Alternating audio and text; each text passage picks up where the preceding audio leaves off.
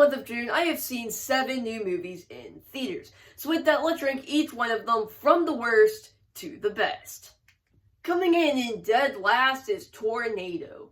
This movie has a pretty cool concept and a really great cinematography, just because where it takes place in just is open to some great cinematography here and there. But overall, this movie just feels really mishandled, and I feel like there is a good movie in here. Like, if they made some more decisions, they really went into certain aspects of the story instead of what they actually did do, which just fell flat. And, yeah, so let's just move on to number 6. Coming in at number 6 is the John Wick spin-off, Ballerina. Now, I really enjoy this movie. This is my least favorite film in the John Wick kind of series, but even if you're the last film in that franchise, you're still really good. My main issue with this one is that, like, it just feels kind of bland in a lot of areas, in the same way The Amateur did earlier this year. It's kind of like a bland action film in a lot of it, but still, it does have a lot of really good elements in it. I just think it just doesn't live up to the John Wick series name, and also, it just kind of feels like a bland action movie in a lot of parts, and I just really didn't care for this film overall. And yeah, it's film number 5. Coming in 5th place is the newest Shudder horror film, Dangerous Animals. Now, this movie is a close quarters horror film following this guy where he basically just feeds people to sharks, and it follows our main lead as she tries to escape this boat. It has a lot of very tense moments. It's really good at subverting your expectations, but by the end, when they've already done basically every interesting and cool way she could have escaped this ship, the way that she actually does end up escaping is really stupid, where literally the main, like, antagonist, the killer of this movie, literally throws her a harpoon to defend herself for no reason. It's just really stupid, because by that time, they've done every cool way she could have escaped, so now they're basically just out of ideas. This last one's like, just throw the harpoon, whatever, just get it over with. But still, the good massively outweighs the bad. This is a huge jump from, number 6, and, yeah, let's move on to number 4. Coming in at number 4 is Materialists. Now, this basically follows a love triangle between Pedro Pascal, Chris Evans, and Dakota Johnson. Dakota Johnson is a horrible actress, so she's really bad in this movie, the weakest part of it.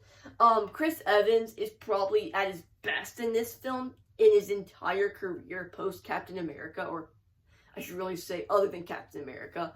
And then you have Pedro Pascal, which is just doing a really good job here. Again, Chris Evans, Pedro Pascal, both doing really good. I'd say Chris Evans' best performance other than Captain America. And now, the comedy is really good.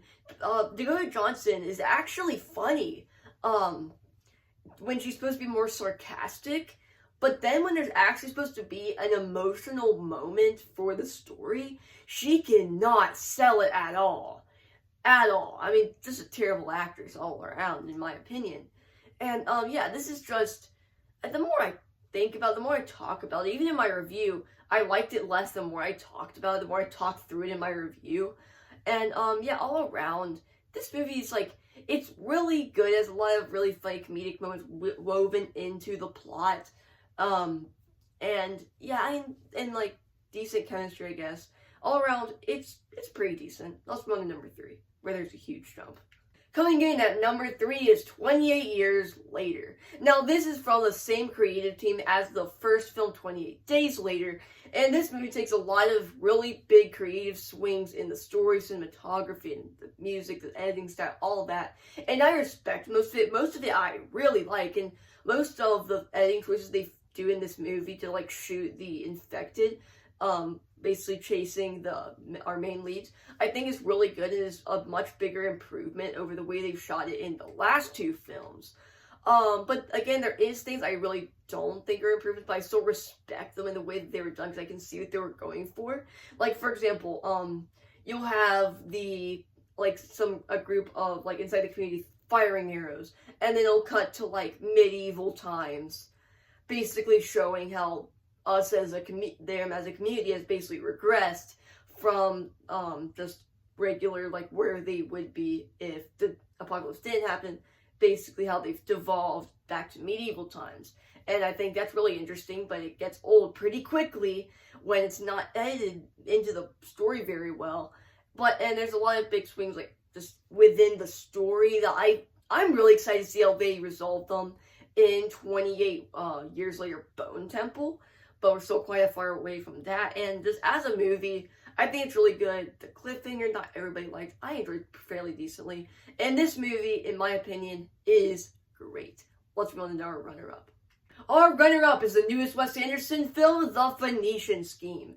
I love Wes Anderson movies. He is one of my most favorite filmmakers of all time. And I just love his style of filmmaking. So obviously, I loved The Phoenician Scheme. A lot of people were very mixed on this film, which I guess I can understand it from a certain point of view because a lot of people don't like Wes Anderson's kind of the way he does his films, but I loved the way this one was done. The chemistry between our three actors is great. Just their exchange, just their comedic exchanges, their very deadpan style of humor, just really great. I thought there was a lot of sequences that were funny. Again, you want that in a Wes Anderson film. All around, I don't have any complaints with this movie overall. Just that, like, maybe some plot points here and there could have been better handled in some areas. And yeah, let's just move on to our number one. Coming in at number one is the newest Brad Pitt film, the newest Joseph Kosinski film, F1.